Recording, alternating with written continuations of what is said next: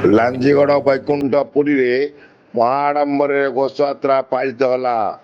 କଳାହାଣ୍ଡି ଜିଲ୍ଲା ଲାଞ୍ଜିଗଡ଼ ବ୍ଲକ ଲାଞ୍ଜିଗଡ଼ ବୈକୁଣ୍ଠପୁରୀଠାରେ ଘୋଷଯାତ୍ରା ଅନୁଷ୍ଠିତ ହୋଇଯାଇଛି। ଏହି ଜଗନ୍ନାଥ ମନ୍ଦିରଟି ବହୁ ପୁରାତନ ମନ୍ଦିର ଅଟେ। ପ୍ରଥମେ ଆଜି ସକାଳୁ ମଙ୍ଗଳ ଆଳତି, ବାଳଧୂପ, ରଥ ପ୍ରତିଷ୍ଠା, ରଥ ଆଜ୍ଞାମାଳ, ଠାକୁରଙ୍କ ବଲ୍ଲଭ ଭୋଗ, ଠାକୁର ଧାଡ଼ି ପହଣ୍ଡି, ତିନି ଠାକୁର ରଥ ବିଜେ, ଛେରା ପହଁରା, ରଥ ଉପରେ ଭୋଗ, ରଥ ଉପରେ ଆଳତି ହେଲା। ତାପରେ ରଥରେ ଛେରା ପହଁରା ଲାଞ୍ଜିଗଡ଼ ରାଜା ସୁରେନ୍ଦ୍ର ପ୍ରତାପ ସିଂହଦେଓ କରିଥିଲେ।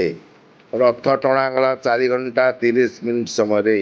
ଏହି ସମସ୍ତ କାର୍ଯ୍ୟକ୍ରମଟିକୁ ଲାଞ୍ଜିଗଡ଼ର ହରିହର ସାଂସ୍କୃତିକ ସେବା ସମିତିର କାର୍ଯ୍ୟକର୍ତ୍ତା ସଭାପତି ରାଜେନ୍ଦ୍ର ପ୍ରତାପ ସିଂହଦେଓ, ସମ୍ପାଦକ କାମରାଜ ଦଳବେହେରା, କୋଷାଧ୍ୟକ୍ଷ ଚନ୍ଦ୍ରଧ୍ୱଜ ପେଶନିଆଙ୍କ ତତ୍ତ୍ୱାବଧାନରେ ହୋଇଥିଲା।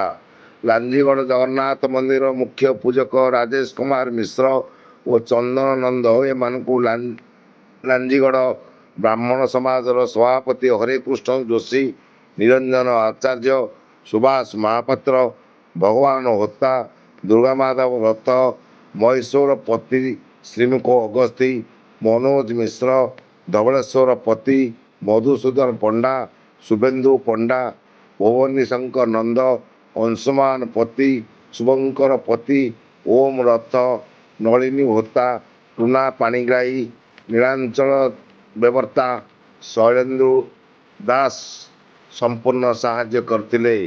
ଏହି ଲାଞ୍ଜିଗଡ଼ ରଥଯାତ୍ରା ଦେଖିବା ପାଇଁ ପଡ଼ୋଶୀ ରାୟଗଡ଼ା ଜିଲ୍ଲାରୁ ଲାଞ୍ଜିଗଡ଼ ବ୍ଲକ ଓ ଆଖପାଖ କଳାହାଣ୍ଡି ଜିଲ୍ଲାରୁ ବହୁ ଶ୍ରଦ୍ଧାଳୁ ଆସି ରଥ ଟାଣି ନେଇଥିଲେ।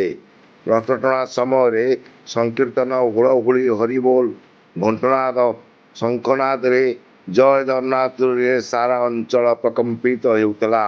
ଲାଞ୍ଜିଗଡ଼ ବୈକୁଣ୍ଠପୁରୀରୁ ରଥଟଣା ହୋଇ ଗୁଣ୍ଡିଚା ମନ୍ଦିରରେ ରଥ ଲାଗିଥିଲା ସନ୍ଧ୍ୟା 6 ଘଣ୍ଟା 30 ମିନିଟ୍ ସମୟରେ ସେଠାରେ ରଥ ପହଞ୍ଚିଥିଲା।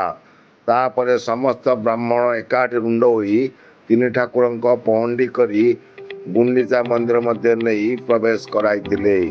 କଳାହାଣ୍ଡିରୁ ପଶ୍ଚିମାଞ୍ଚଳର ମୁଖ୍ୟ ମହୀଶୂର ପତିଙ୍କ ରିପୋର୍ଟ, ଉତ୍କଳ ଜାଗ୍ରତ ବାର୍ତ୍ତା।